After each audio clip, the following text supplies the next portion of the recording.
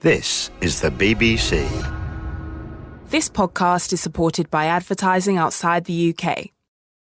Hello, I'm Razia Iqbal. Thank you for downloading the BBC's World Tonight podcast from Thursday, the 24th of January. On the programme, President Maduro of Venezuela says he plans to close his country's embassy and all consulates in the US after the Trump administration recognised the opposition leader as interim president.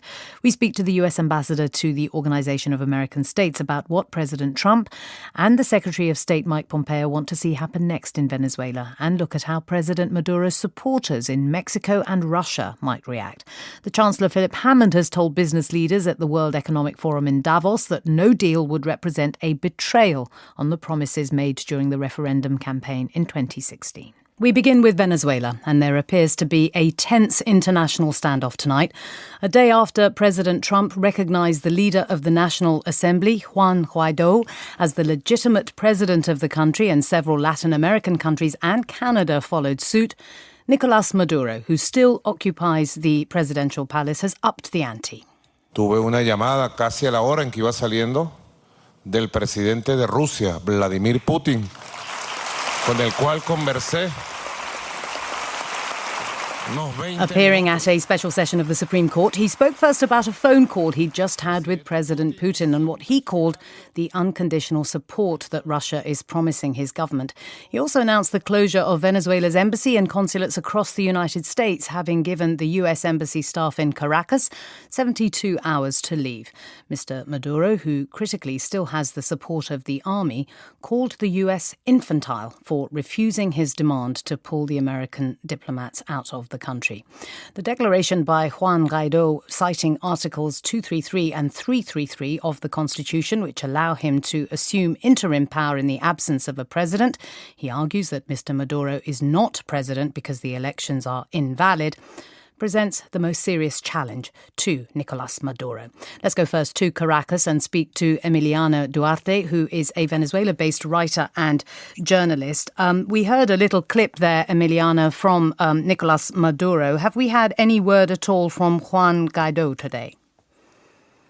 Juan Guaidó's main statement today was to officially request humanitarian aid as acting president from the United States, something which was immediately agreed upon by his counterpart in the U.S. But other than that, there's been no other statement regarding Maduro's appearance this morning. And what about on the streets? There were tens of thousands of people demonstrating yesterday. It was more estimated in the millions. In Caracas, at least, it was at least 1 million people came out into the streets, and all throughout the country, it was over 30 cities that saw massive demonstrations that were unprecedented in their numbers. And that was followed last night by a long night of violence, clashes between security forces and protesters, which went on all throughout the night. There were reports of grenade detonations. There were reports of gunfire being shot at protesters from security forces. A military garrison was lit on fire. Details are still murky because there is no media coverage of news in Venezuela. All Venezuelan outlets are notoriously censored. But all suggesting, very briefly, Emiliano, that the army is very much behind Nicolás Maduro. Yes, this morning there was a declaration on behalf of the High Military Command expressing their unwavering support to Maduro as the constitutional president. And it's remained just as it is an international standoff between those countries that recognize Guaidó as president and others that don't. Internally in Venezuela, we're still waiting to hear from different factions of society and how they recognize Guaidó as president or not. But it's been a day of tense calm. Today was many businesses didn't open today. People were still fearful to come out of their houses and go to work this morning. And Caracas is pretty quiet and empty all throughout the day. Emiliana Duarte speaking to us live from Caracas. Thank you. Well, China and Russia still support President Maduro. Moscow has condemned foreign powers for backing a Venezuelan opposition leader who declared himself interim president, calling it a bid to usurp power. A foreign ministry spokesman said the move violated international law and was a direct path to bloodshed.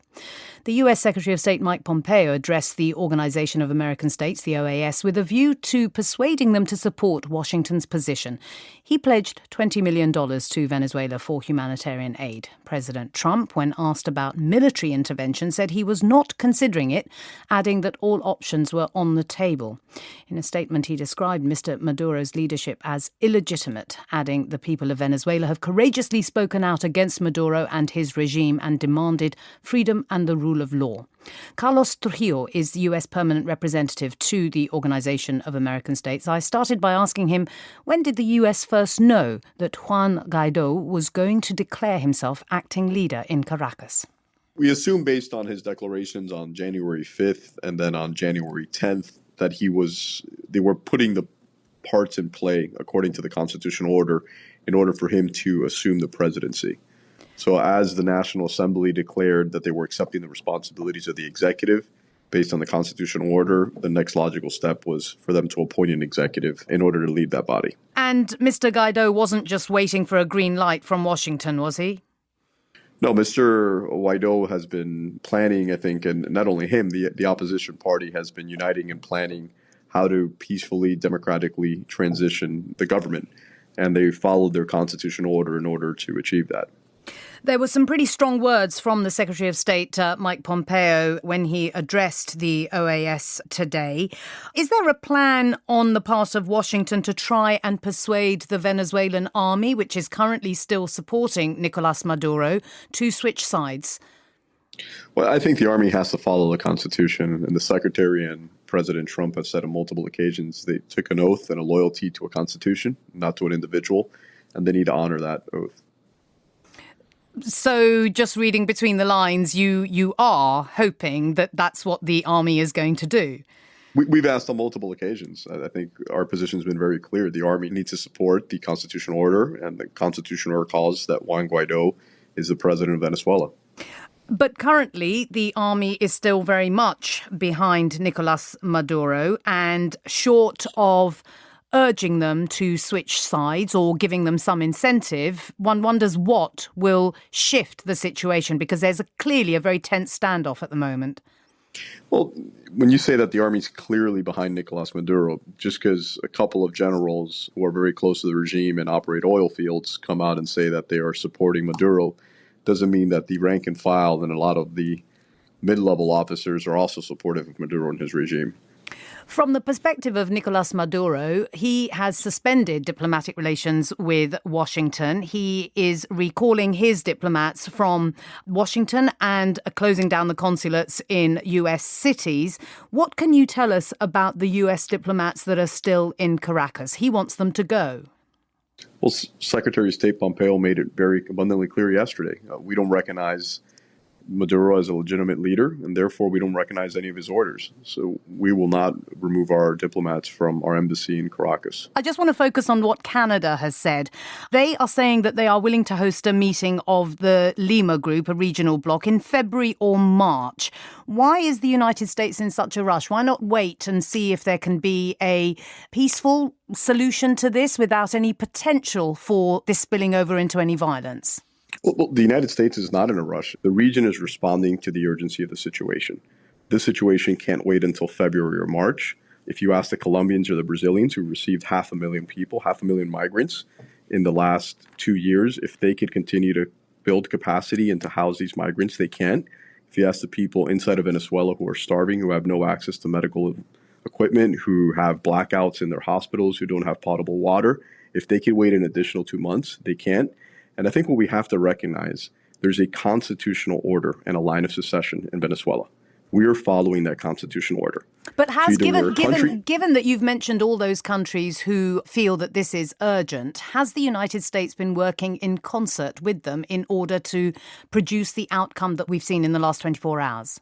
We never drafted the Venezuelan constitution. We're not engineering anything. If you look at the Venezuelan constitution, the rightful heir to the presidency right now in Venezuela is Juan Guaido, no one else. We didn't write their constitution. We didn't vote for their constitution. Their constitution was adopted and ratified long before any of these conflicts broke out. American Ambassador Carlos Trujillo. Chile is among the countries to fall in behind Washington. Just before we came on air, I spoke to the country's Minister of Foreign Affairs, Roberto Ampuero. The most important thing is for us to see who is acting according to the Venezuelan constitution. There has to be an objective criteria to analyze the situation. And there is no doubt for us, the government of Chile, that the position of President Guaido is fully in the line and in accordance with the constitution of Venezuela. But if Nicolas Maduro still has the army backing him, which we understand that is still the case, he still regards himself as the president. If the United States is creating a situation of real tension and creating a standoff, it's likely to be pretty volatile on the ground, isn't it? I would say the most important problem is here Nicolas Maduro and not other countries. The one who has created the problems and the tensions and the division in Venezuela and the economic and political crisis in Venezuela is the government of Nicolas Maduro. And what the international community can do, and that's what Chile is doing, is to support the efforts of the Democrats in Venezuela. You say the international community, but it's quite clear at the moment that there is a real division. Russia and China do not support Juan Guaido. They support Nicolas Maduro. That sounds as though there is going to be an international standoff. The important thing here is first what is going on in Venezuela and what the people of Venezuela want, and not what other countries want for Venezuela. And in this sense, we have to acknowledge that the people of Venezuela, following the constitution that was approved in 1999 and during the Chavez time, establishes that in the case that there is a vacancy in the government, the president of the Asamblea Nacional is entitled to lead the country to free elections and to democracy and freedom. And that's what we are supporting as Group of Lima and as Chile. And if Nicolas Maduro refuses to step down or step aside peaceably, what is it that the regional bloc, the Lima grouping, what do you think could happen? Because President Trump has clearly said that all options are on the table, suggesting there could be some military intervention. Would that be something that Chile would support? We are looking into a solution that is non-violent, that is based on dialogue, on political means. And we think that this position of the international community, of the majority of the international community, supporting the majority of the Venezuelan people, will open the road to Venezuela so it can reestablish democracy and freedom in that country. Chile's Minister of Foreign Affairs, Roberto Ampuero. Nicolas Maduro is not without friends. In addition to China and Russia, who still recognise his presidency, Turkey has lent its support, as has Cuba and Bolivia. In his speech at the special session of the Supreme Court, Mr. Maduro said he agreed with a call by Uruguay and Mexico for dialogue between Venezuela's government and the opposition for a resolution to the crisis. I've been speaking to Roberto Velasco, spokesman for the Mexican Secretariat of Foreign Affairs. We have expressed that Mexico will not participate in disavowing foreign government with which we maintain diplomatic relations. That is a first element of our position. A second element of our position is that we fully support what the United Nations expressed yesterday, saying that they call for all actors involved in this conflict to reduce tensions, to make every effort for avoiding an escalation of the conflict, and for rejecting all sorts of political violence. OK, so you're focusing on the polarization inside Venezuela, but in addition to your own constitutional principles, Mexico is also involved in all sorts of international bodies, including the UN Human Rights Commission, the Organization for American States. These institutions have aims that involve promoting democracy, human rights, and taking actions against governments that don't adhere to those fundamental principles. In that context, should Mexico not come out and say, well, we don't agree with what's happened with Nicolás Maduro and how he's been running the country, and this is a good thing that Juan Guaidó is moving towards free elections and a transitional government? Well, what I could say is that we still participate in these groups. Just today, we had a participation and laid out a position in the Organization of American States. We are not oblivious to the situation regarding human rights and the economic situation and the migration situation in Venezuela. However, we believe the path that Mexico has to take has to be according to its constitutional principles and to keep trying to find peaceful solutions and to try to keep inviting both sides of the conflict in Venezuela, but also but doesn't that it does? Sorry to interrupt you, sir, but when you say that Mexico is not oblivious to the situation inside Nicolás Maduro's Venezuela, you don't appear to be willing to do anything about it. Indeed, all you're prepared to do is sit on the fence. Well, that's your way of characterizing it. I wouldn't say that's what we're doing. I would say that what we're doing is that we are following our constitutional principles. We're acting from within international organizations. We're supporting the United Nations. We're working with like-minded countries to try to find peaceful solutions. And we're inviting all sides for prudence and for finding solutions that involve dialogue and not political confrontation. What, in your view, would that solution look like, a peaceful solution? Are you behind the scenes urging Nicolás Maduro to step down so that there can be an avoidance of bloodshed on the streets? No, that's not what we're doing. Again, we are following a principle of non-intervention. We're inviting the sides to find a solution. We will participate as mediators or in any capacity if we are invited. But again, we have a principle of non-intervention and self-determination. We also have been following for many years as a tradition, the Estrada doctrine, which means that we do not recognize or disavow foreign governments. And we're acting according to those limits. OK, you can continue to repeat the principle of self-determination of countries and non-intervention, but do you in any way blame Nicolás Maduro for the failure of governance? The political and economic crisis in Venezuela is terrible for ordinary people. You mentioned yourself the millions of people who are fleeing, some going to Mexico. Do you blame Nicolás Maduro for his governance of Venezuela? Again, we are very concerned about this situation. We are not blind to these facts, but it's not our position to qualify the actions of the regime of Venezuela right now. That was Roberto Velasco, spokesman for the Mexican Secretariat of Foreign Affairs. Well, Russia has strongly criticised what it called destructive external interference in Venezuela, saying it would lead to lawlessness and bloodshed. So what does Russia stand to lose if Mr. Maduro falls, and how will Russia respond in the coming days to the crisis? Let's speak now to Vladimir Ravinsky, Professor of Political Studies at ISESI University in Cali, Colombia. He specialises in Russian Latin American relations, so the perfect person to speak to. How entwined are Russian and Venezuelan relations politically and diplomatically? Well, the key value of Latin America for Russia is, first of all, its geographical proximity to the United States. And during the last 20 years, Russia was trying to find allies in Latin America that would support the construction of what Vladimir Putin is calling an alternative or a new world order. During the so-called pink tide, Vladimir Putin was able to find some Latin American governments that was fully supporting his stand on the international arena.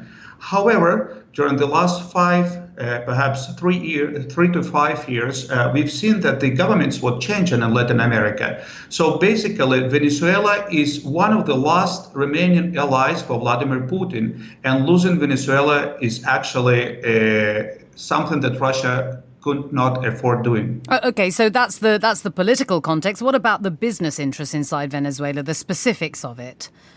Okay, this is very interesting because Russia was hoping to gain some profits for its private and state-owned companies during what can be called the Russian return to Latin America. The company is starting to show great interest to Latin American markets, not only arms sales, but also energy sector from the very end of the 1990s.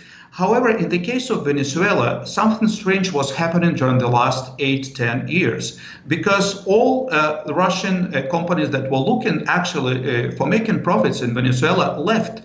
The first company leaving Venezuela was Gazprom, then Lukoil, and almost all the other Russian important companies left Venezuela because they were losing hope that they could make any profits. However, they were replaced by Rosneft, and Rosneft is actually a very interesting Russian company because it is the head of the company is Igor Sechin, who is one of the most politically powerful person and very close to Vladimir Putin. When Sechin became the head of Rosneft, he started using this for political purposes. So Rosneft has invested heavily in Venezuela, but they are losing money. It will be a very interesting few days ahead. Vladimir Ravinsky, Professor of Political Studies at ISESI University in Cali in Colombia. Thanks for joining us. Brexit now, and the various noises and grunts of discontent against a disorderly Brexit from the business community have today turned into something louder and more significant. The head of the aircraft maker Airbus said that if the UK leaves the European Union without a deal, it could move its factories out of Britain. We also heard that Jaguar Land Rover has confirmed it plans to shut its UK plants for a week in April due to potential disruption from Brexit. Meanwhile, these comments were followed by a warning from the Chancellor, Philip Hammond, who told business leaders at the World Economic Forum in Davos that no deal would represent a betrayal of the promises made during the referendum campaign in 2016. So does business feel less reassured after today? Our business editor, Simon Jack, is in Davos. Well, I think that Airbus, for example, came out with very strong warnings saying, talking about Brexit madness, saying that it was a disgrace that businesses were still in the dark. Now, they have always been the loudest voice, if you like, in this chorus of warning about the perils of a no-deal Brexit, particularly to manufacturing industry. But I think they've ratcheted up the rhetoric a bit today. Tom Enders, he's an outgoing chief executive of Airbus. Maybe that gives him a bit more license, has, turned it up a notch today. And also we found out from the UK boss of Airbus that they, if not urged to by Downing Street, certainly Downing Street was very relaxed about them putting out this warning, which, they said that we don't mind them making clear what some of these risks are. So I think that does denote a bit of a change. We also heard from Jaguar Land Rover today. They have followed the lead of BMW and Honda, saying they're going to close down production around the beginning of April in case there is any Brexit disruption. So I guess the point is, none of this is new. The tone may be higher. Does it make any difference? Well, I'm told by sort of some senior government sources that Theresa May herself has had what they described as a bit of a light bulb moment over the last few weeks and finally gets the dangers, if you like, to advanced manufacturing, which have very finely tuned pan-European supply chains where blockages on that could actually halt production at some of these factories. So I think the weather has slightly changed. And here in Davos, where I'm talking to you from now, there is a definite, palpable feeling that no-deal Brexit is becoming less and less likely. Rightly or wrongly, that's the feeling here. Simon Jack, our business editor. Now, what's in a name? A question Shakespeare's Juliet famously posed, a pertinent one to pose were she to find herself in modern-day Greece. The country's in the midst of a furious row about what to call one of its neighbours. Macedonia is what the people living there call it. The former Yugoslav Republic of Macedonia, or FYROM, is the cumbersome official name it has, but many Greeks don't want it to be called any kind of Macedonia at all, as there's a region of Greece called Macedonia, and they say nowhere else should have that name. Last year, the Greek government reached a compromise with their neighbour, agreeing it could be called Northern Macedonia. All that's needed now is for the Greek Parliament to ratify this agreement, and Greek MPs are debating it this evening with a vote due tomorrow. But there have been protests outside the Parliament this evening, protests which briefly turned violent.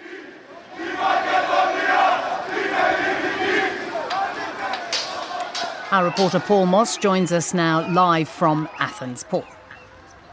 Yes, Razia, the trouble kicked off here at about 10 o'clock local time. Some of the protesters were throwing rocks at the police. They then started digging up paving stones to use as missiles. The police hit back with tear gas and with stun grenades. But I have to say, what I think really put the protesters off their stride was the rain. The heavens suddenly opened up here, a proper Mediterranean downpour that sent people scarpering. Now, I should emphasise that, as so often, it was a small minority who seemed bent on conflict. Most of the protesters here simply wanted to raise their voice about this issue, the name of Macedonia, which is proving so divisive. They chanted, they sang, they shouted slogans. The centre of Athens is this evening a sea of blue and white Greek flags as people gather to protest about plans by their government to recognise the country just north of here under the name North Macedonia. Macedonian is only one, and it's Greek. They want to take a part of Greece. Now I've got a Greek Orthodox priest here, one of many who I've seen standing at this demonstration. Why have you come along? We are here in order to react to this illegal act of our government. Our government wants to give the name Macedonian. We don't accept it. It's a row which has exasperated even the most seasoned of diplomats. The nation, which wants to call itself Macedonia, broke away from Yugoslavia back in 1991. And while Bosnia, Croatia and Kosovo secession provoked a series of brutal wars, the Macedonia region managed almost to slip away unnoticed. Only Greece was unimpressed, because Greece has its own region called Macedonia, the birthplace of Alexander the Great. Some protesters here fear that if their neighbour is allowed to call its country Macedonia, that will encourage it to seize Greek Macedonia and incorporate it into some greater Macedonian nation. They may say that we have reason to take Greece land because we have people here that are Macedonian, and all this from the name. Ήρθε η ώρα να μάθουμε την αλήθεια. The Greek government has been trying hard to soothe all these fears.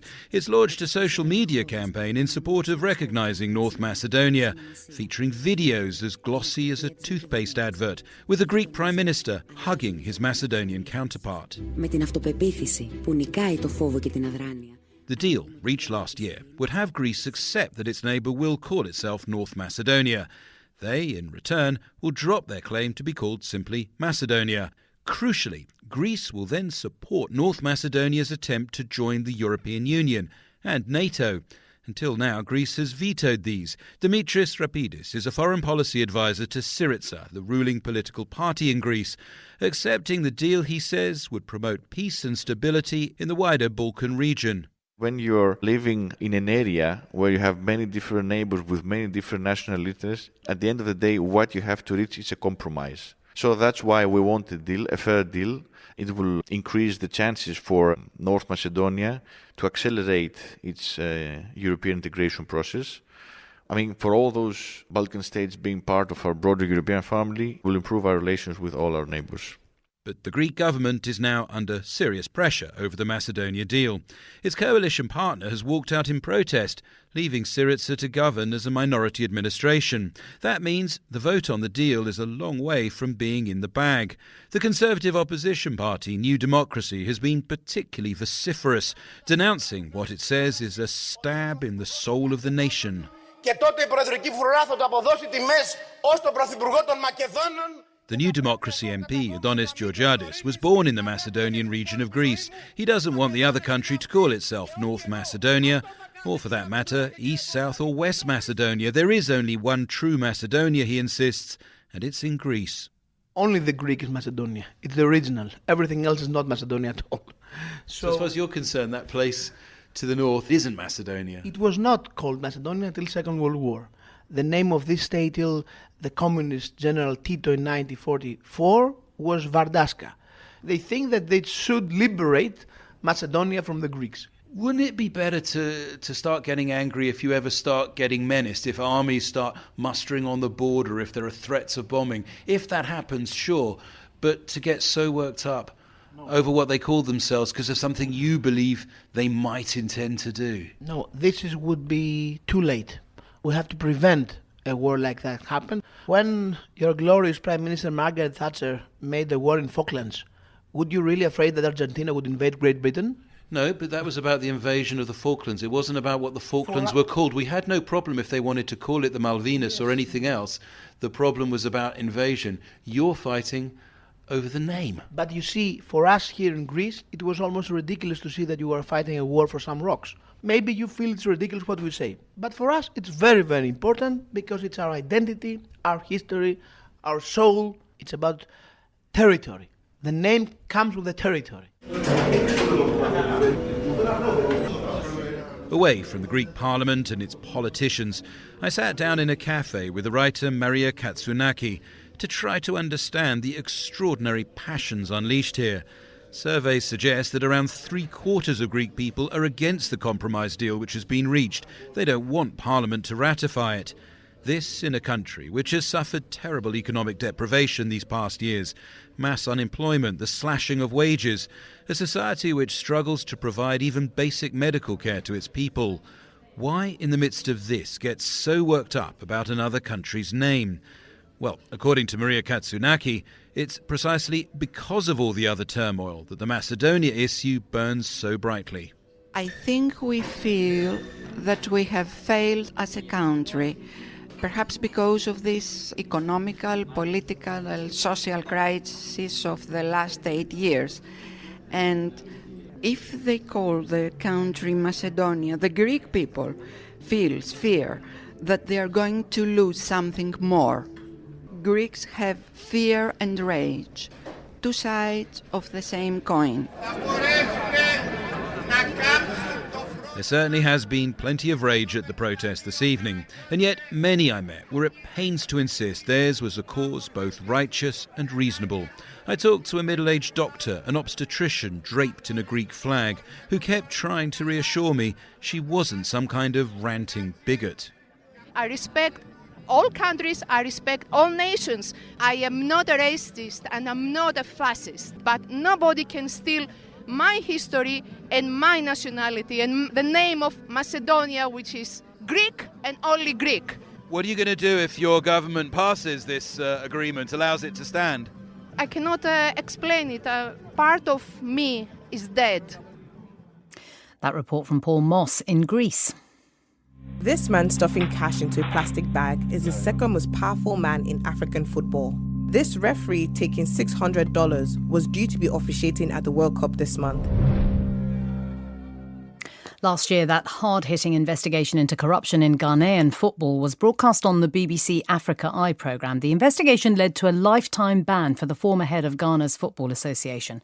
Last week, one of the undercover journalists who worked on the programme, Ahmed Hussein Suale, was shot dead as he was driving home. After the BBC broadcast the football documentary, Ghanaian MP Kennedy Agyapong circulated photos of Mr Hussein Suale and called for retribution against him. A short time ago, Mr Suale's colleague, Anas Aramewo Anas, came into the studio. He was wearing what has now become a trademark disguise for him, a hat which was held in place a curtain of Ghanaian beads covering his face and reaching his navel. I began by asking him for his reaction when he heard of the murder of his colleague. I was shattered. I felt very uncomfortable because that same day we had conversations of an investigation we were doing and how to collaborate with the Attorney General for prosecution. So I was expecting him to come back to me for us to edit that piece that had been written, only to be told that he was shot. It was a very difficult time for me. What's your view of what the MP called for when he circulated pictures of your colleague Ahmed Hussein Suale and threatened you as well? What's your view of what he said then and his reaction since the murder of your colleague? Well, I thought that was unfair, especially he being a member of parliament. If you say you would pay people for beating a journalist, Ghana's democratic credentials are very clear. That if you felt that anybody had done you wrong because of his journalistic reportage, all you needed to do was to report it. But to show people where he lives and then go ahead to say that they should beat him and that you will pay for it, and to say that I should be hanged, I felt very uncomfortable about that. And I thought that That wasn't good, in good taste. If you do this, you are almost opening a floodgate for people to poke into us and then to do anything sinister. You are in no doubt that he was targeted for the investigations that he was involved with? Certainly, yes. We know that because we get those threats often. So we knew at every material moment that people would come for us. There's no doubt in my mind that he died because of the work that we do. Can you tell us anything at all about the kinds of threats that you receive? Do you get the written threats, telephone calls? How do they manifest themselves? Apart from telephone calls, people tell us directly, and they told us that they were going to deal with us. Some people also said they were taking us to spiritualists to kill us. Those are normal things we get to see when we do stories. We've also reported incidents of people trailing our cars and people trailing us with motorbikes and all that. Are you under police protection? Have you asked for police protection? I'd rather keep this to myself, how protection is being done. But so far we are hanging in and we are doing very good. And to what extent do you trust the ability of the authorities, and I include the police in this, to investigate this properly, since you are part of a team that is involved in unearthing corruption at state level? I think that the stakes are pretty high in this particular case, and I'm hoping that the Ghana Police Service will lift up the game and do better than they've done in the past in this particular incident. My goal is to find out why someone will get up and put 2 bullets in the heart of my colleague and another bullet in his neck just because we reported a story. The only weapon I have to fight back is my pen and to continue to persevere, to tell it as it is. It is a very high price to pay, though, isn't it? And your colleague and friend has paid the ultimate price. Yeah, it is a high price to pay. But you see, when you get yourself involved, and this kind of risk is not particular to me, most African journalists face it. It's not as if the person who has decided to kill you will give up anyway. So the best way to defend is to attack. Which suggests that you are not going to give up at all. Yes, attack here means attacking journalistically. We won't surrender. That has never been our style. We would persevere and push the frontiers. And the importance of you travelling in disguise, I wonder at what point you made a decision to do that. Over 15 years ago, we took a decision that no member of the team will be known publicly. The only face that's going to be shown would be this face you are seeing. That's why it was worrying that a member's face. People are curious. They always want to know who are behind us. We thought that by doing this, we would have had a protective gear. Who came up with the idea of the curtain of beads? I did, because I felt that the beads was representative in us, East African, and any other African country that I've worked in. I'm able to find beads to the kind of masking that I want to do. That's why I chose it. How strong do you feel, given that your colleague was murdered just last week? I mean, you're sounding pretty defiant, although gently spoken in your defiance. There are no options. If you decide not to go on, the assassin is still coming after you anyway. So there are no choice. We have to just fight on. Anas Arameo Anas. We did contact the Ghanaian MP Kennedy Agyapong, who was criticised for inciting violence against the journalist, but we got no response. Just time for a closing headline. The president of Venezuela, Nicolas Maduro, says he's closing his country's diplomatic missions in the United States, a day after the Trump administration said it no longer recognised his government. The US permanent representative to the Organization of American States, Carlos Trujillo, told this programme by backing Juan Guaido, the US was supporting Venezuela's constitutional leader.